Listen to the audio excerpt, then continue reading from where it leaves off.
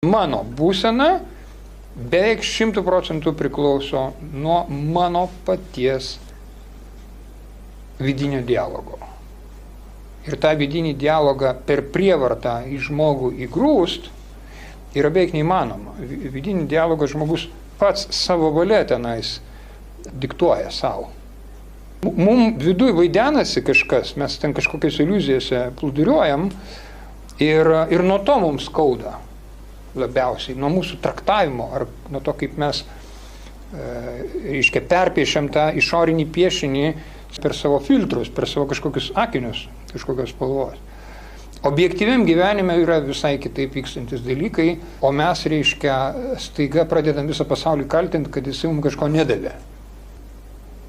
O iš tikrųjų mes nedavėm. Mes nedavėm, visų pirma, mes nedavėm patys savo, mes savim nesirūpinam taip, kaip dera rūpintis, o po to mes pagal tą patį modelį blogai elgiamės su kitais žmonėm ir todėl gaunasi po to bumerangą.